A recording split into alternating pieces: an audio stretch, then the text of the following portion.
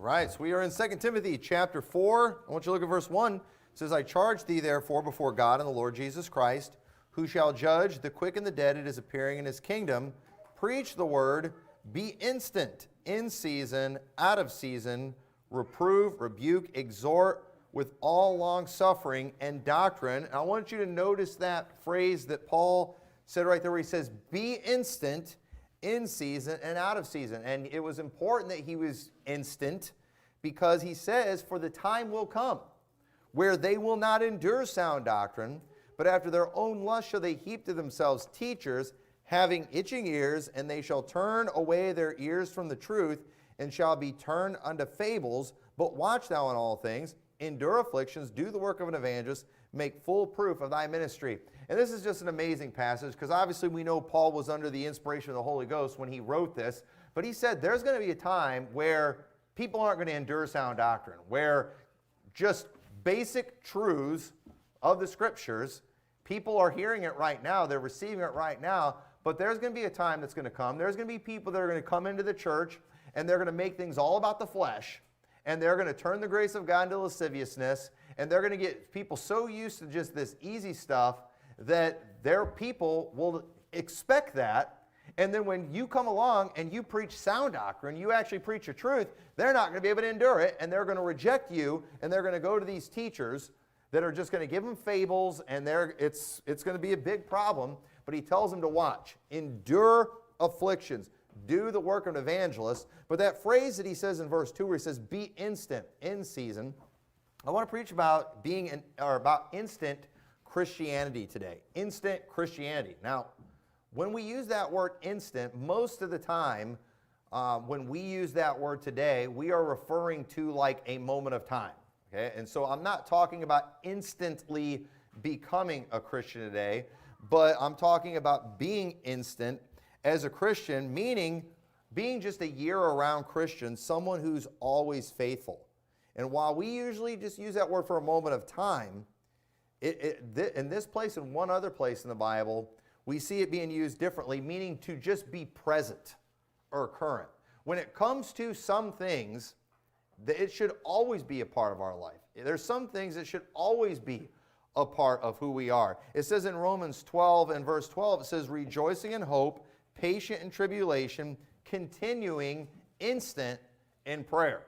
Prayer should always be something that's in our life. It shouldn't just be something that we do when we're going through tragedies. It shouldn't be just something that we do as a last resort when all else fails, let's pray. No, we should be instant in prayer. We should always be praying. We should pray without ceasing. Prayer should be a regular part of our life.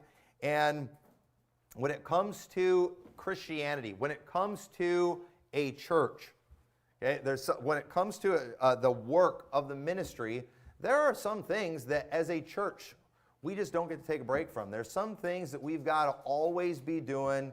We've got to always be instant. And the passages that we're going to be looking at today, I'm just going to go ahead and tell you, these things are geared towards church leadership. But here's what you got to understand about church leadership, is church leadership is not just people in the church who have a title.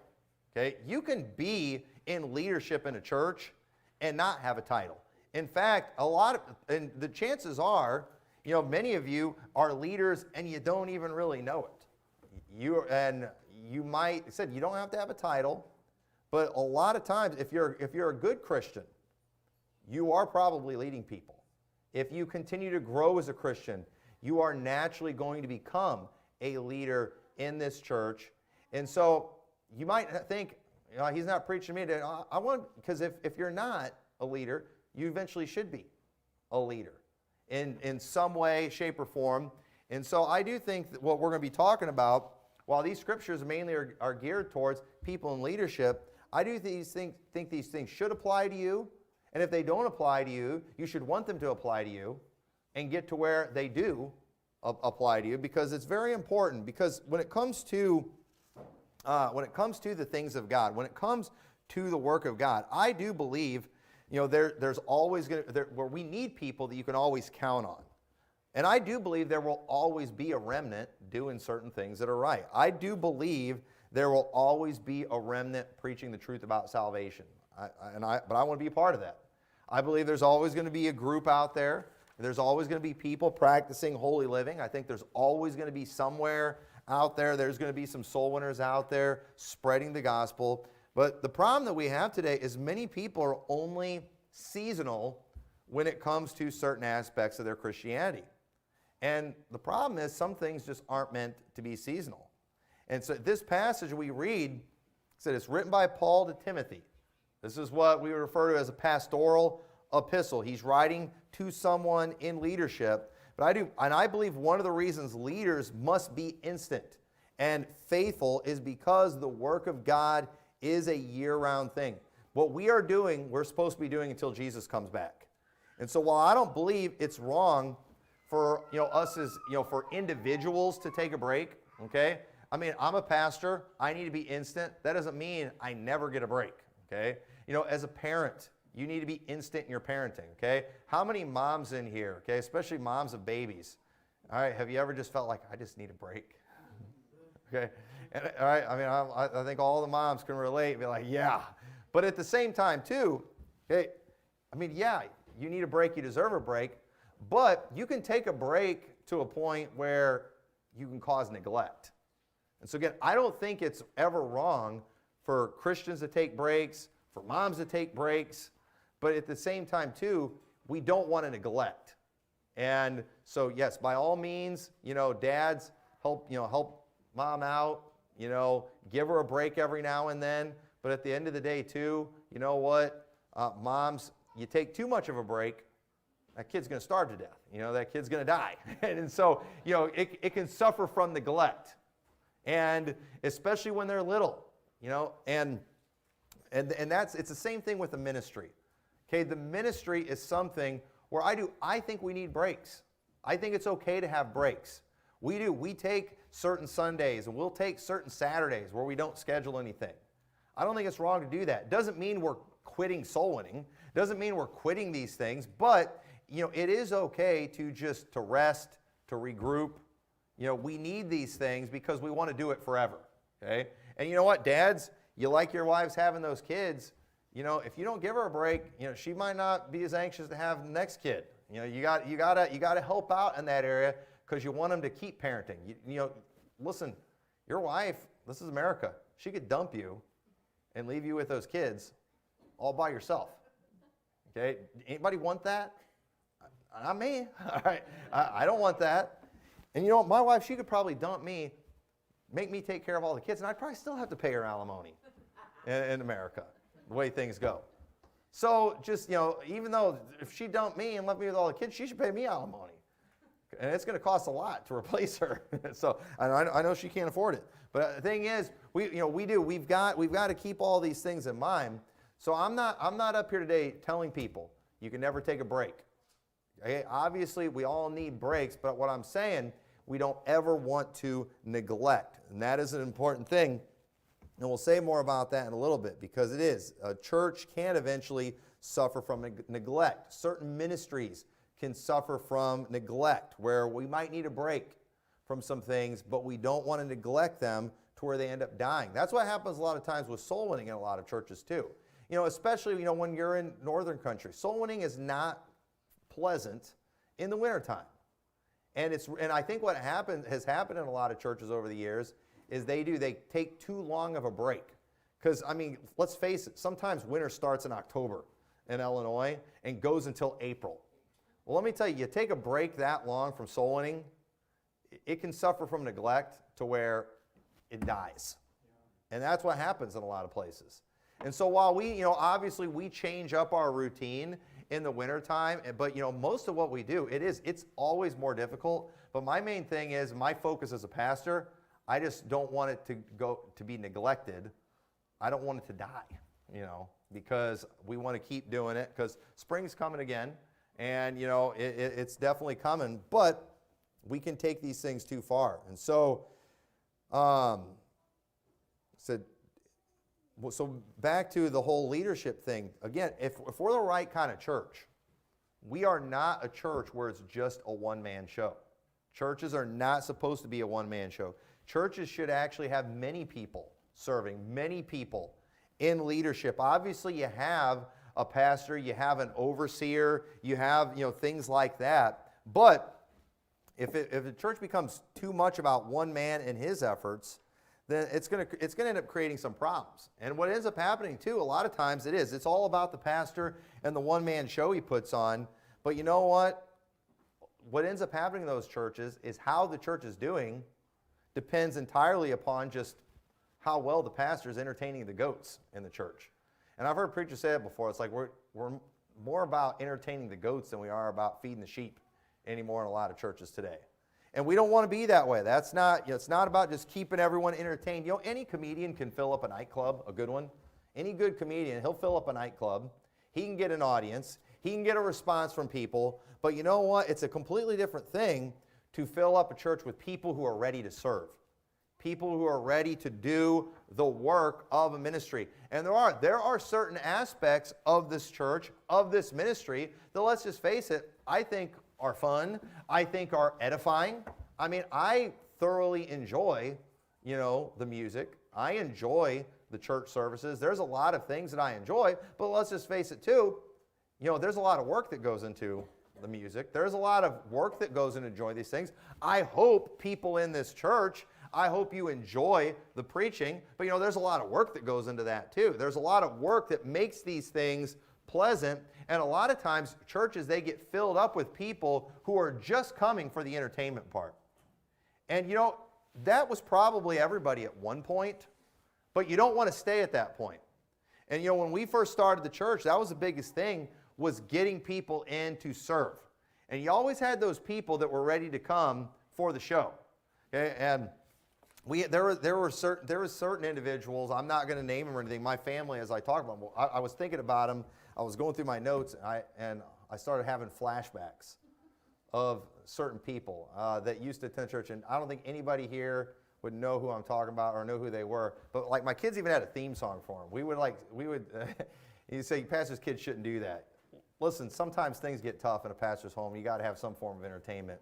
And we would see these people all the time. We'd drive by their house a lot, and if the kids would see them, there was a theme song. And I think Jason knows what it is right now. He could probably sing the theme song right now. It didn't have any words to it. Ask Jason to sing the theme song after church. But I remember it was kind of a joke in our house because it was like the only time you can get him to come is if we were doing something special that day, specifically with food, and then they were going to be there on that day. And I remember, and we just kind of joked about it. And it's like, well, if we do this, we'll get these people to show up. And it was just kind of a joke in our house. And I know pastors' families shouldn't do stuff like that, but these people were special, okay? But we don't have anybody in the church like this right now. And there's probably a reason, because we treat them too bad. but anyway, I remember they just showed up in a random service one time. I was kind of surprised to see them. And I remember thinking that because it was just kind of a joke. I'm like, what are they doing here? There's not going to be any food tonight. But I will never forget it. I'm thinking these terrible thoughts, and they walked up, they grabbed the bulletin, and I heard the mom say to her daughter, "Oh, let's look and see if they have any fellowships coming up." And that was exactly what they said. And I remember just I was kind of feeling bad for thinking that way because they showed up when there was no food. But then the first thing they did, let's look at the bulletin, see if there's any fellowships coming up. And there weren't any in the bulletin. And so then, after the service was over, they were just like, let us know next time you have a fellowship coming up. It was like, I don't know if there was a rumor that we were having one or something. But anyway, and I remember too, I was like, our Christmas dinner is coming up. And I didn't tell them about it. I didn't tell them about it. And these were the classic, stereotypical, just freeloader types. And you're going to have those. Okay, and that's okay, but folks, you don't want to be that way forever. And we need people who are coming to serve, not coming to be served. People who are coming to worship, not to watch a performance that people are calling worship. And if we become just about a performance, if we become just about the show, then I'm just going to tell you, we are not going to be faithful. We're not going to be consistent. We're not going to last. There's always going to be somebody in town putting on a better show than we are. There's always going to be better performers that are out there, and we've just got to make sure that we are we are constantly doing the things that we're doing, and it's just a reality when it comes to service, that we are going to go through different seasons. And I'm preaching this today too because we're going into cold season now. We're going into winter season. And I don't know about you, that's not my favorite season. I hate winter. Anybody else hate winter? I got a witness, all right? We have anybody that likes winter? All right, you all are in charge of everything. The rest of us are taking a break. But I don't like cold season. I don't like it. But you know what? At the same time, the work of Liberty Baptist Church has to keep going. There's certain things that we have to keep doing. We have to keep showing up and assembling together. We have to keep preaching the scriptures. We have to keep edifying one another. We've got to continue winning souls, and we've got to continue being a light. How we do some of those things might vary a little bit, but at the same time, we've got to do it. But we're going into the out of season time of doing these things. That's when a lot of people, it's real easy to get discouraged, but we've got to keep it going, and we've just got to understand that when it comes to certain things, we have been called to be instant. We are supposed to be constant in that, always present in those things, and it doesn't matter the season we're in. It's just a reality. We're going to go through different seasons. Hebrews 11:25. It says, talking about Moses, says, choosing rather to suffer affliction with the people of God than to enjoy the pleasures of sin for a season, esteeming the reproach of Christ greater riches than the treasures in Egypt, for he had respect unto the recompense of the reward. You know what? Thankfully, when it comes to bad seasons, they don't last forever. And Moses, he had to go through a very difficult season. And and understand too, a season isn't necessarily just 3 months out of the year. Seasons can last. Like these kind of seasons can last years. All right, the season, how about the 40-year season of taking the children of Israel through the wilderness? What a nightmare that would have been. But you know what?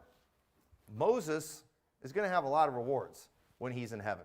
Moses, he's going to be in charge of a lot of things in the millennial kingdom. While Moses had to go through some difficult periods of time, those things were only for a season, and he understood that. And so you know what Moses did? He endured those things. He looked past those things. He realized, I'm going to get through these things. We're going to get through this. We're going to get through difficult times. You're going to go through difficult seasons in your marriage. You're going to go through difficult seasons in parenting. All right? And there's seasons in parenting. You've got the baby season.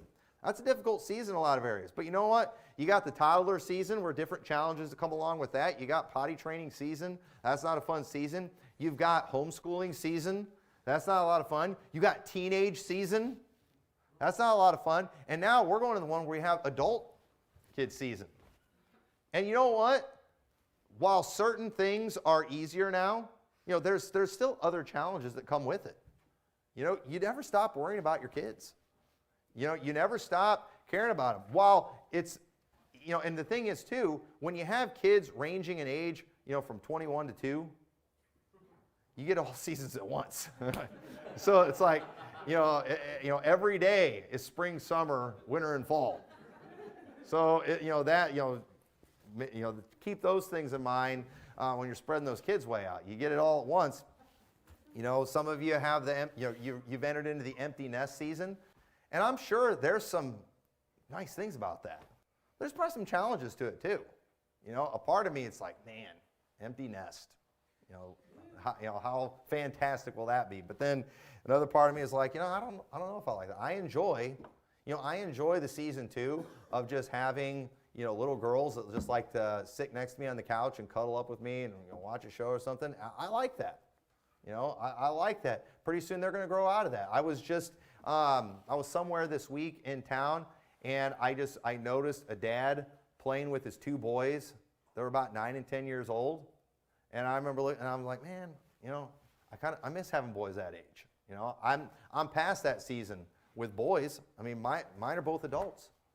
My biggest fear, growing up after having 4 sisters and no brothers, is I was going to have all girls and live in a house full of women, and then the Lord blessed me right away. We had 2 boys.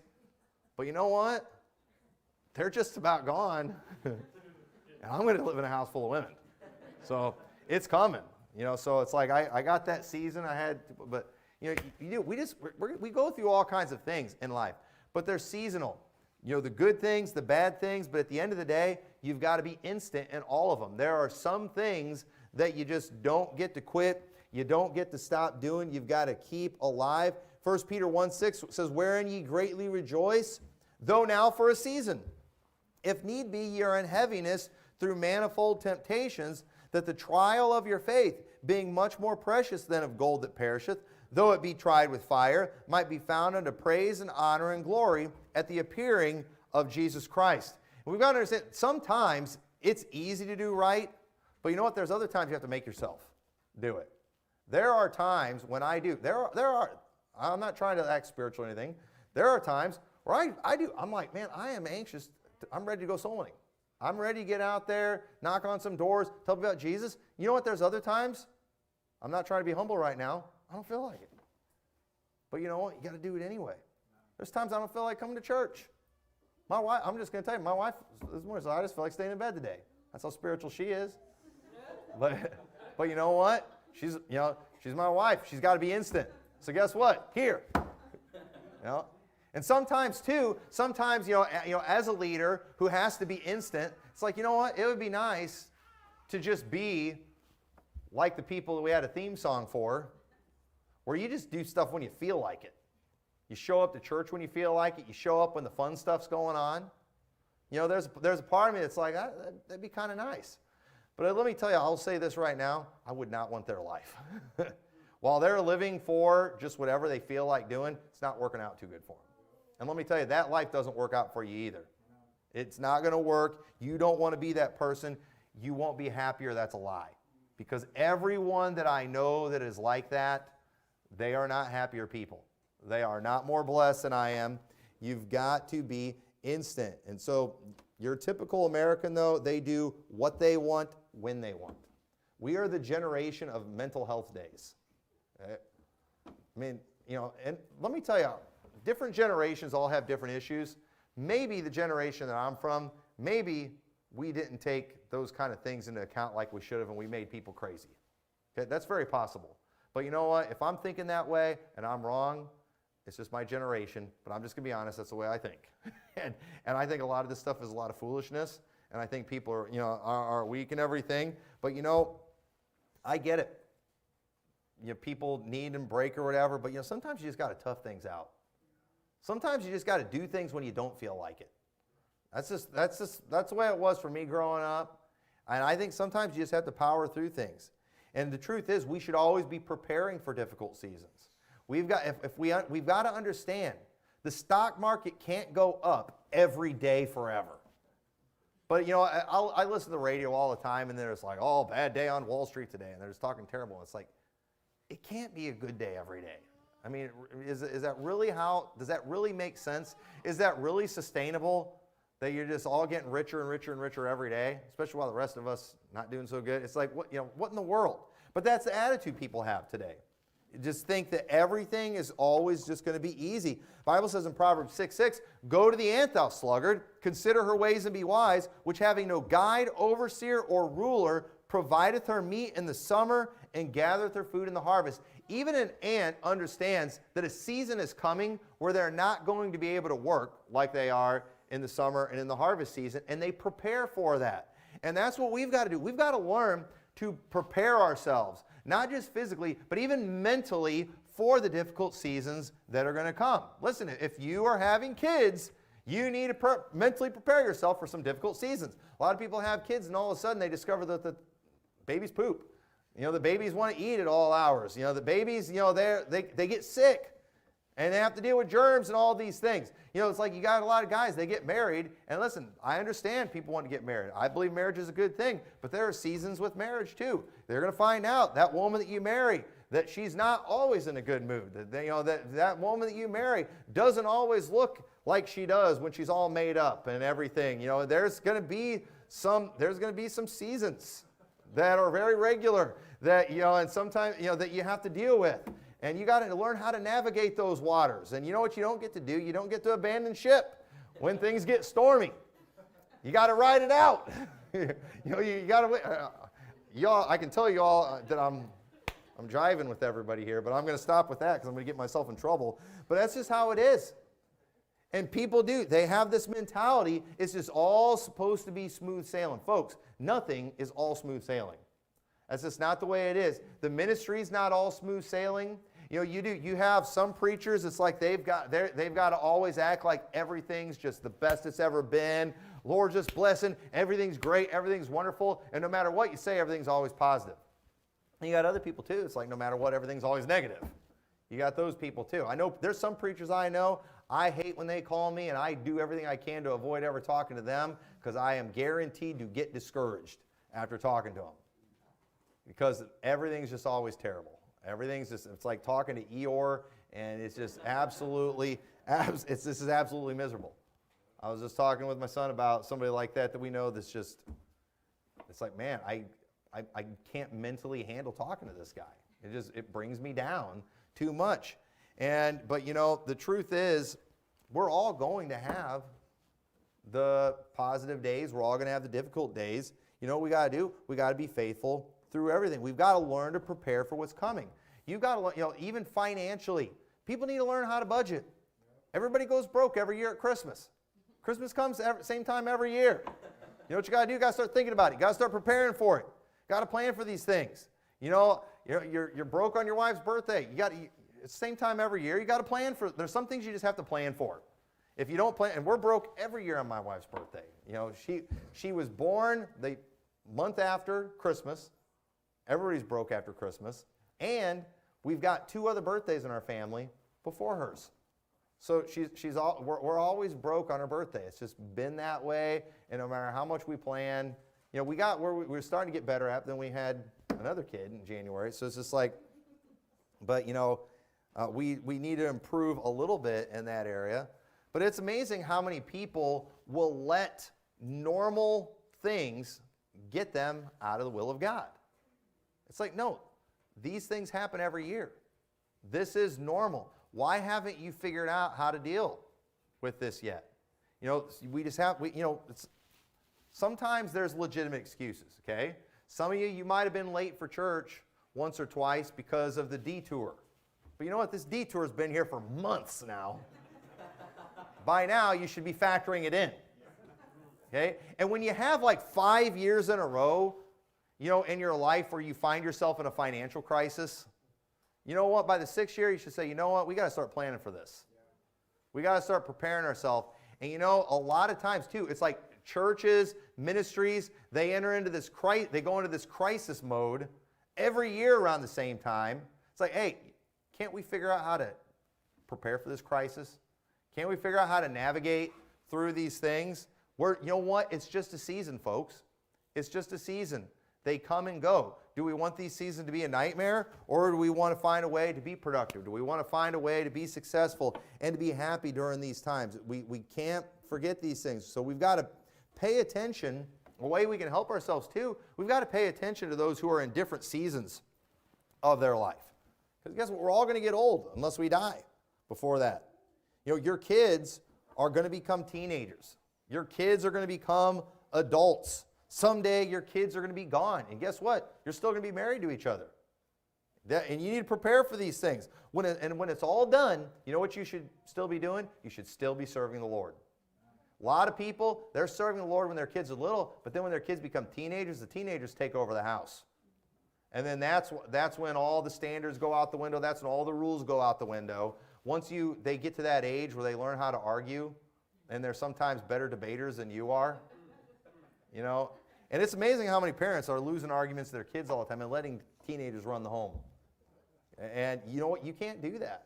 You better prepare for that.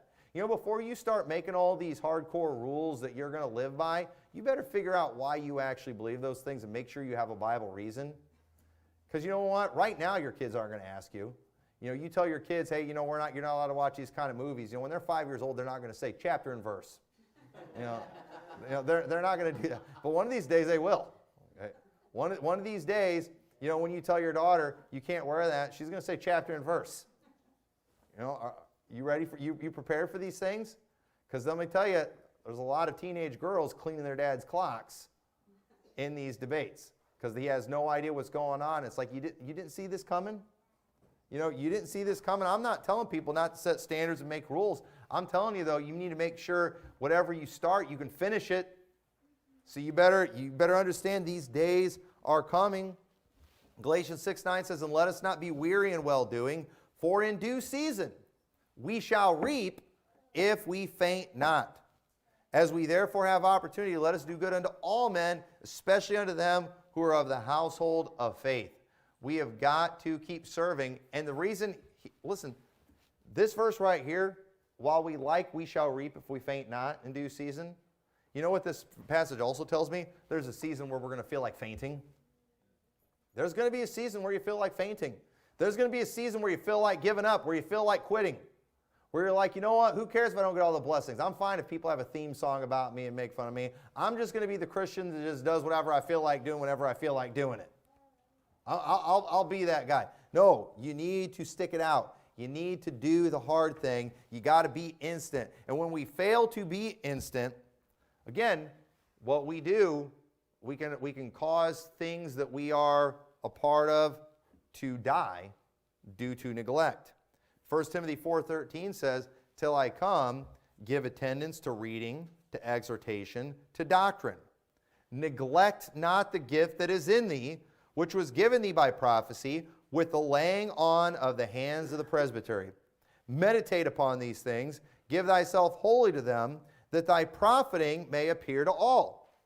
Take heed unto thyself, and unto the doctrine, continue in them, for in doing this thou shalt both save thyself and them that hear thee. So notice what he's talking about there when he's talking about neglect not the gift that is in thee. When it comes to preaching, I personally believe, even with myself, that if I were to neglect it, if I was to just like, you know what, I know quite a bit of Bible, I'm studied up pretty good, and I was to back off on my studying, or even too, I think if I was to take a break from preaching, then it would only be a matter of time, and once I got another opportunity, it wouldn't be the same thing. Not only would I not do a very good job, I would probably be getting a lot of stuff wrong. There's some things you just got to stay at. You've got to stay, you know, if you don't keep it fresh, it's going to fall apart. And I think a good way to look at ministry, I think we need to look at ministry like parenting, especially when you're just getting started, okay? So, for example, you know, babies need a lot of attention, don't they? I mean, that's one of the things that's just difficult, is you always have to know where they are. And, you know, and it's pretty easy when they're a baby because they're not mobile, but then they're going to get to that age where they start moving around. And the thing is, when they're just crawling, you know, the amount of mischief they can get in, you know, it's unlimited. You know, and you start figuring out too, because, you know, like, you know, looking at Jeremiah and Carrie's new baby, pretty soon that thing's going to start getting mobile. And you know what I promise is going to happen in their house? That pretty soon things are going to start changing around their house, because there are hazards everywhere right now that they've not even thought about. But all of a sudden that kid starts moving around and climbing, they're going to realize, oh, he could pull this down, it could fall on him, he could hit his head on this, and they're going to start changing things. They're going to start baby-proofing the house, because there's like right now in their house, and I haven't been in there, there's like 1,000 things that can kill a little baby. And they're going to start, and then everything's going to change. Everything's going to change as a result of that, and because and it's difficult, it's stressful. They get to that age where they're pulling themselves up on things, but then they fall over, you know, and their head's like the heaviest part of their body, it seems like, and it just hits everything, and it's like you want to put a helmet on them and a bubble suit or something, just because it's like this kid is determined to die. Any other parent ever felt like that's all you're doing is just trying to keep that kid alive? I mean, that's the way you feel sometimes. And, you know, you make a couple of hospital trips in a month, and you're just waiting for DCFS to show up at your house. You know, it's, you know, we've all been there before. But, you know, it's like that in the ministry, where when it first gets started, it needs a lot of attention. And if you don't stay on it, then things can happen. Things can fall apart. Things can die in the ministry. But, you know, kids, too, as they get older, you know, they can get to where you can let them out of your sight for a little bit. Okay? And, you know, you become very instinctive as a parent. You know, you know, there's those times, those quiet times. How many have ever gotten freaked out because of how quiet it was? Where all of a sudden you're like, I haven't heard the kid in 35 seconds. And you go running, only to find them in the bathroom, you know, playing in the toilet or something like that. You know, it's just, You've all been there, okay? But, they get to where you can let them play in another room, and they're going to be fine. Eventually, too, they get to the point where you can start leaving them home alone. Those are great days, when you get to that point. And, and it's nice, too. I'm glad our church is the point now where I can be gone. I'm a little nervous about going to Israel for 10 days. Please, everybody behave yourself while I'm gone, all right? When I'm really excited about this trip. If my wife's texting me about church drama and this issue and that issue, listen, man, it will be a great blessing to me if I don't have any issues to deal with. When I come back and my wife's not telling me about stuff, let the pastor be gone for a little while without everything falling apart. I don't understand. I don't think that's, but yet, listen, just think about how you as parents would love to just be able to let your kids alone. And that's what you want. That's when you will feel comfortable to finally leave them home alone, when you feel like I can leave them home alone and the house will still be standing when I get back. Where they will not, I'll come back and they won't be strangling each other. And that's a good feeling. And it's the same thing too in a ministry. And it said, and eventually if you raise your kids right, they will be able to take care of themselves. They will be able to move out of the house and be functioning members of society, and that's a good thing. And if you really do a good job, if you really, really do a good job raising your kids too, someday they might even be taking care of you. And that'll be a really good thing. But you know what? Every one of us, and myself especially, I've been on the receiving end of ministry in my life. But eventually, we need to get to the point where we are the ministers. Okay? And we do. We all get ministered to. Okay? I get ministered to here. I get ministered to, through the preaching or through the singing and, through the others who preach. And that is a blessing. That is a help. But you need to be someone who is also ministering to somebody where you're being helped. I'm being ministered to when I eat the food that ladies make. I don't want to be the church that has the lamest fellowships ever, where our fellowships are so bad, people are trying to take away our Baptist name. Baptists are known for their potlucks. Last thing I want is visitors coming in, looking at our potluck and being like, I thought this was a Baptist church. I don't want that to be the case. We're all ministered to in these things. But Philippians 4:9 says, those things which you have both learned and received and heard and seen in me, do, and the God of peace shall be with you. So he's telling them here, he's like, all these things, the things you learned from me, the things you saw me, all these things you watched, now you go do them. That's what Paul wanted. That's what everybody needs to do. And it's a good thing when your kids get to the age where they want to be a help. And when your kids want to be a help, you know what? Let them. And sometimes when kids help, they're not very much help. But you know what? It's good training and it will pay off. Let them help you. Let them help you. And it's a good, and let me just say this, it's a good thing when younger Christians want to help in church. And you know what? Everyone needs to let them. Everyone needs to let them. See, now, some of you in here, maybe we got a few goats in here, and you're just a goat, you're here to get entertained. But you know what? If that's you, you're not going to like it when one of the little kids gets up and do their piano special where they do one note at a time. You know what? They are preparing to minister. Let them. Enjoy it. Encourage them in it. And be blessed by it. See them as a future musician that plays like one of the ladies here in the church. That's what you need to see. When somebody gets up and they sing a special and it doesn't necessarily entertain you, you don't think it's that good, you know what? Be blessed by it anyway. Let them. They're training. They're preparing. Somebody gets up and they preach a sermon. It might not be as good. Some of you might decide, I'll come to church when I know there's going to be a good entertainer there. But you know what? I'm not here just to entertain everybody.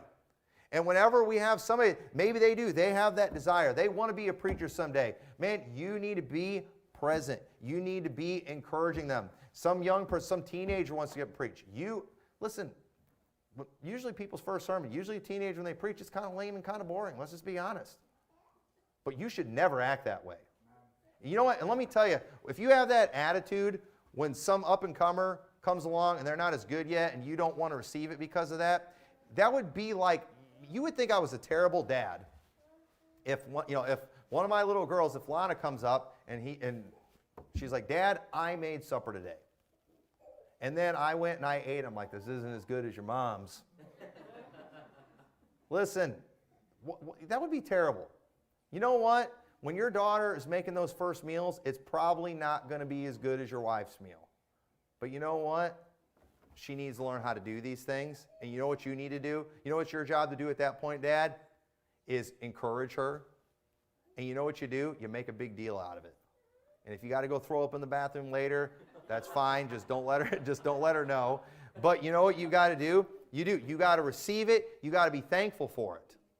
Because, we ought to thank God every time we see somebody wanting to serve. And when you see somebody get up, and when you see them trying, if somebody goes and maybe they want to help out and they want to take charge of, leading the soul winning, and they go out and they do a bad job, they take you to the worst area, you know what? You just encourage it, you participate, because this is a good thing.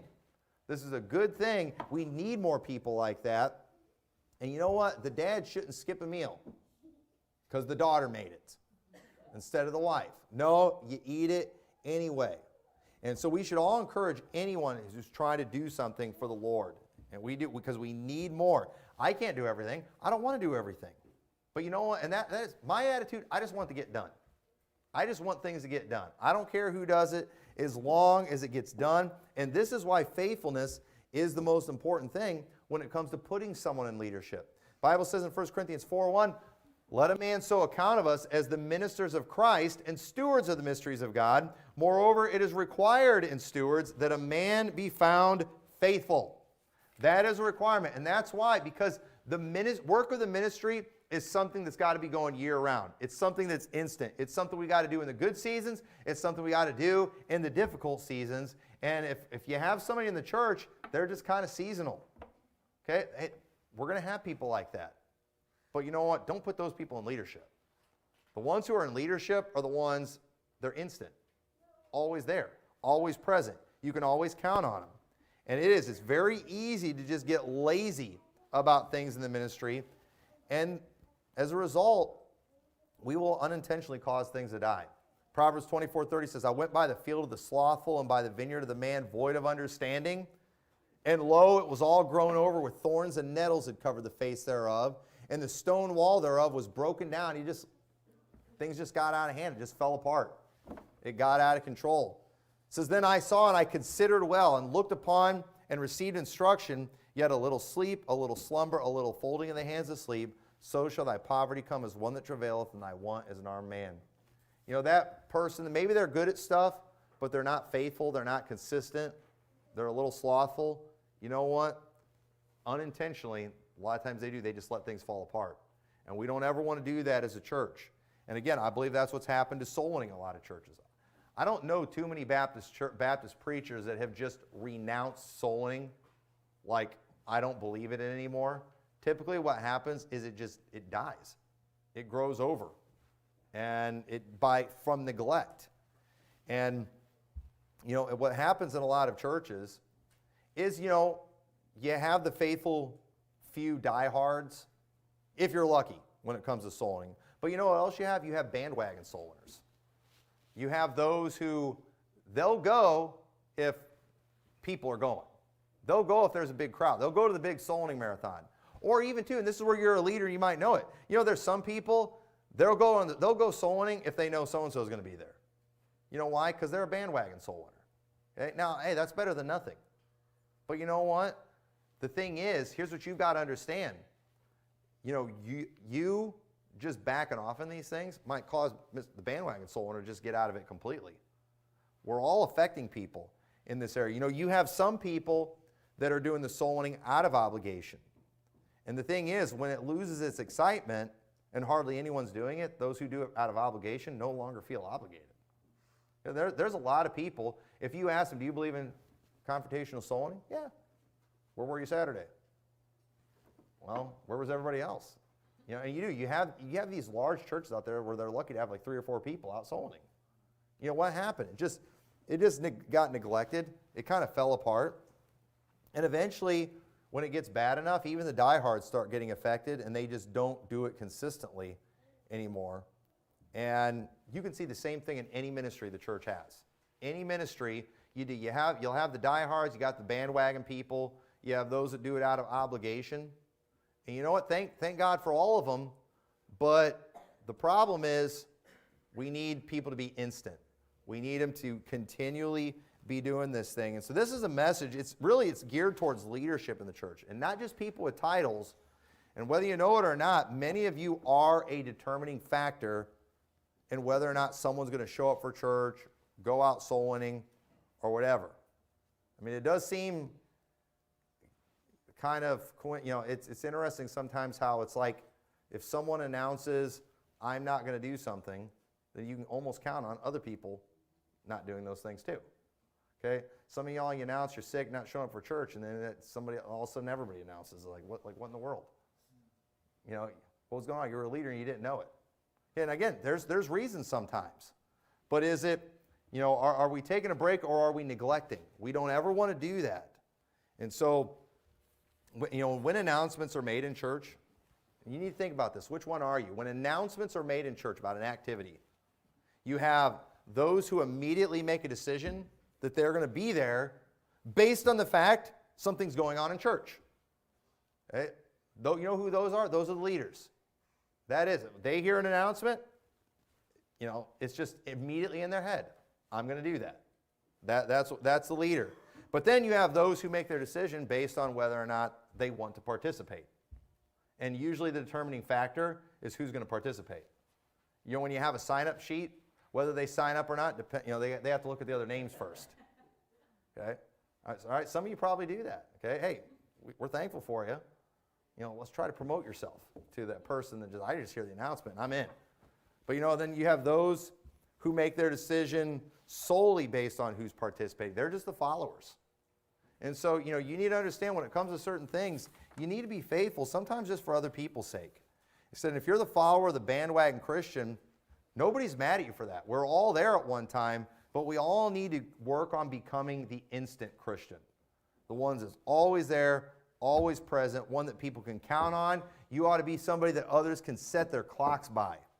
And it's those who are instant, they're the ones that are going to preserve this thing. If Liberty Baptist Church is going to be a soul-winning church on its 20th anniversary, it's going to be because there were some people in the church who were instant. Okay? And we've got to have those people that are very important. So with that, let's pray. Dear Lord, I pray this message was a help and a blessing to everyone. Lord, I do thank you for the faithfulness of people here in this church. And Lord, I pray that this message will be an encouragement to everyone to just stay faithful in all things. Lord, we're going into the winter season right now, but I pray, Lord, you'll help us to just continue your work, that we'll continue being a light, continue being faithful, coming together to worship, praise you, and to learn from your word. And Lord, I pray you'll help us to just do great things, help us to prepare for the things that are coming, and you'll be honored and glorified. In your name we pray. Amen.